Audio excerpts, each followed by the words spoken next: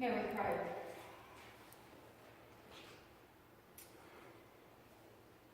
Most loving God, we're here. We're here again to be in worship, to sing and praise your name, to be in prayer, to be in conversation with you, to lift our hearts up to you, and to receive the message that you would place upon us this day. We ask that you open our hearts, open our minds, and open our ears, so we may hear your message. Through your humble servant we pray. Amen. When I was in seminary, I was doing my internship, my field ed, called Supervised Ministry, at this very large United Methodist Church. It was wonderful. And at one point, the senior pastor, there were 4 full-time pastors, so you know it was a big church. At one time, this minister decided to have a retreat, a clergy retreat for the day for all of us that were on staff. And so that included not just the clergy, but everybody else who was on staff at that church. So we basically closed the offices for the day, and everybody came, and we went to this place called, it's either Bristol Harbor or Benton Harbor, I'm not sure which, but it's on one of the Finger Lakes, and it's a beautiful setting, and it was in the fall. It was a gorgeous day. And so we were in a room downstairs, and we had a whole day booked. He had it all planned. We also had a nice lunch upstairs, and then the second half of the day, we decided to take our chairs and sit outside because it was so beautiful, rather than being in a room downstairs that had no windows, okay? But it was good because when we first got there, we had a gentleman who was there who was a consultant working with this church because they're going to have a huge capital campaign. They're going to put a big addition onto this church. And so he started right off, and he gave a beautiful devotion. And then the senior pastor sat there, and he said, "What did you bring with you that you need to let go of?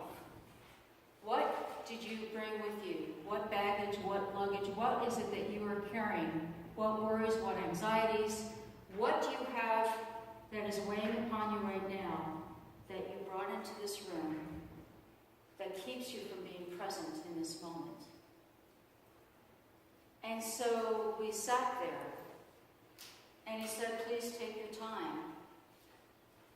And he didn't rush us at all, but he made space for each and every one of us to finally speak up, to say what was weighing on us at that time. It could have taken an hour and a half. It didn't matter, because we all had things that we were busy with, all things that we were worried about. As you know, that was the time when I was trying to sell my house, and that was just a mess, so I could keep going to seminary. But there were all these things that each of us had. And by the time we were done later that morning, even though he had an agenda for things to do, we all had a chance to let it go. We all had a chance to voice and lift up whatever it was that was weighing upon us, so that we could be there in that moment, be there for that day. So we had just the most incredible day, and I'll never forget that, because so often we just say, okay, let's have a prayer. We center ourselves for like 2 seconds, and then it's all still right there with us. And the scriptures today is about not only letting go, but it's like, what are the things that are really important? And I shared about this little shopping trip that I just recently went on, which I wasn't planning on. And of course, I bought things. Actually, I wound up buying 2 chairs for the cabin because we need. Now, these chairs that we have there, I mean, the one chair is probably, I don't know, 70 years old. I mean, it's old, so it's doable. And the other one is probably like 30 years old. So it's not like there are things that we only had just a couple of years. And my sister and I have been wanting for a while. And of course, how did we work it out? Well, what happens? I opened up a new charge account at a store that didn't have a charge account with, because you get an extra discount, right? Now, am I going to keep using that charge card? I'll probably keep it in the kitchen drawer or something like that, so I don't bring it with me to go shopping anymore. But, when you're buying something like that, it makes sense to get that extra discount. And it was also good because up in Clifton Park, the sales tax is less than it is here in Albany. So when you're buying something big like that, that makes a big difference. So I wasn't planning on that at all. And fortunately, I can do a time payment thing with it as well, because that's what I need to do. But it's very easy to be on the spur of the moment and just buy things whether you need them or not. Now, I would say the chairs we definitely needed. That was something. But did we buy other things? We did. Did I need any of them? No. Was I glad that I bought them? Yes. But, it's like those the latest iPhones, right? You see people standing in line for hours every time a new iPhone comes out, right? Because people have to have the latest and the greatest. They just have to have that. Well, their old iPhone may only be 6 months old because they're constantly turning around, right? It gets crazy how quickly we have to have so much and have like the best and the greatest of anything, the newest, the latest technology. If you have a computer that's 3-4 years old, that is so out of date. If you have something more than 10 years old, oh my gosh. If you're working on Windows 7, Microsoft doesn't even support that anymore. So, and unfortunately there's some things that you do have to upgrade every now and then because all these technology companies won't support what you have. Or if you have an old phone or if you have a tablet, which you think isn't all that old, or, they give you a new one, but guess what? There's a new one that's come out, and there's no covers to fit the tablet that you just bought. It's like, okay, what am I doing? Why am I spending all this money? So it's not just about money, but it is where do we spend our time? I love the Harry Potter books. I read them more than once. Was I at one or two of the Barnes and Nobles, late at night at the midnight when they had it was fun because they had a fun festival the night before, and then at midnight, it opened up and you could go ahead and get your book, but not until midnight. And the place was packed. The one in Rochester had 2 stories, and the fire company you had to actually get tickets because the fire company would only let so many people in at a time because there were so many people that just wanted to get that. It's great that we want to do these things, but is that where we need to be focusing our lives? Would we do the same thing for God?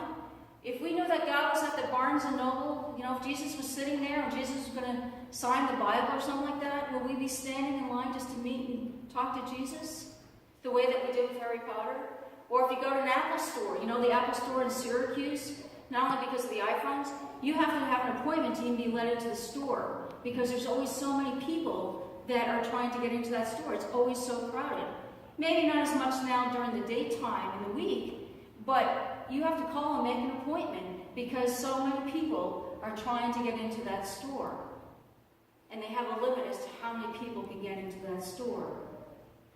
So how does this get us back to not worrying about anything, so to speak, about trusting that God will supply what we need, trusting that God will give us the clothing that we need, trusting that God will give us the food that we need.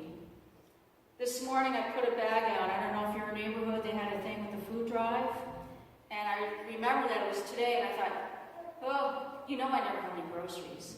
I mean, my refrigerator is always pretty empty, and I thought, I don't know if I have anything I can give. But I looked at the list. Well, first of all, they say you can also give paper towel and toilet paper and everything. Well, I did a big bulk thing of that a long time ago, and I still have plenty of that. So I had a roll of paper towel. I had a couple of rolls of toilet paper I could give them, right? And I had some boxes of cereal that I hadn't opened up yet. So I was like, hey, I can put cereal in there because that was one of the things on the list. So I could actually put something out in the bag. Am I going to miss any of that? No.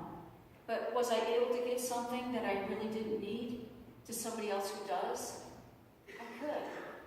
Because I was worried about that, because I really, I do have a few eggs in my refrigerator right now, but I really don't keep a lot of food in my refrigerator, because I just don't have a lot of meals. If it's meals, it's breakfast and maybe lunch.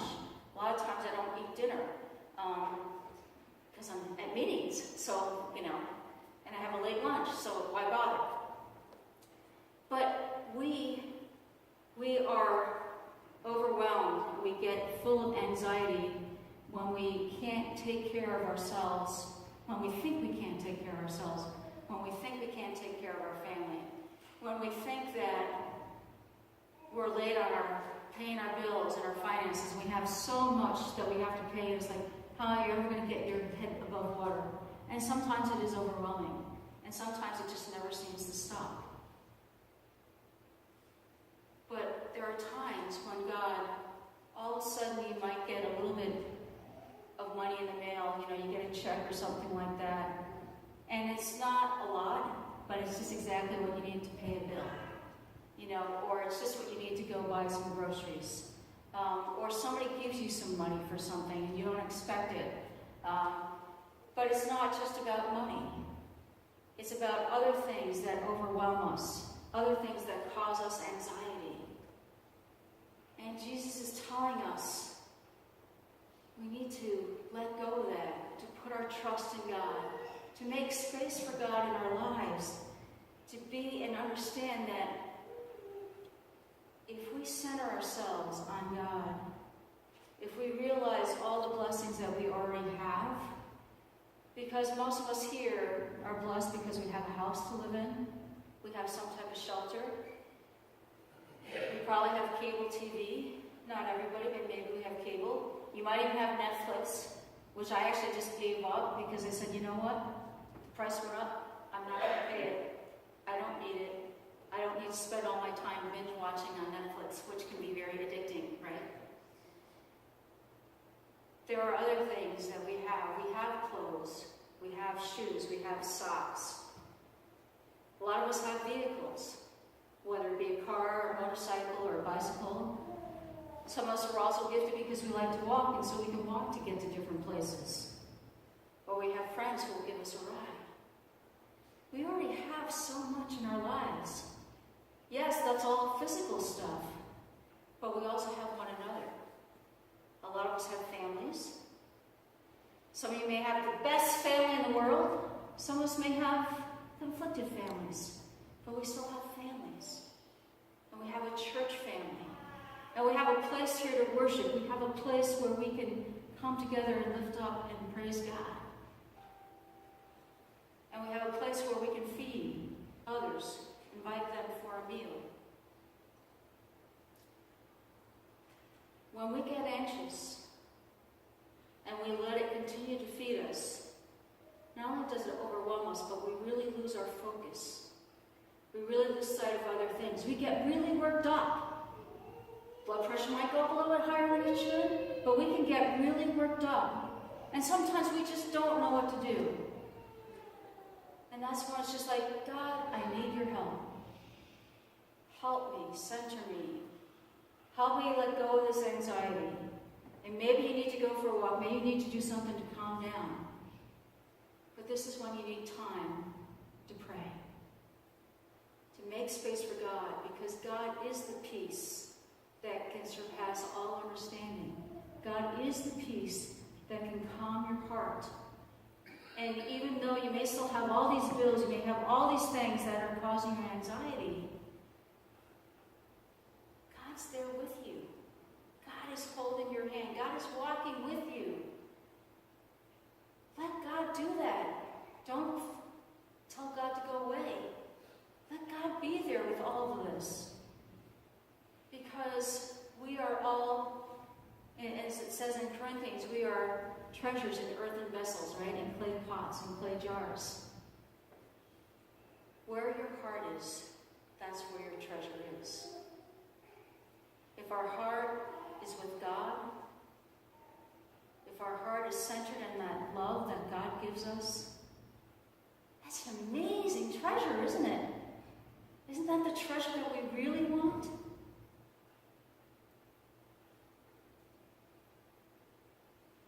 Yes, we love material things, and some of those things are things we need. And yes, we may go a little extravagant on other things, and sometimes that's okay too. We need to splurge on ourselves every now and then, But the bottom line is that we don't want to lose our focus. We don't want to lose our perspective. We want to stay focused on the one true God who lives and breathes in each and every one of us. because Jesus gave us that gift and said, I will be with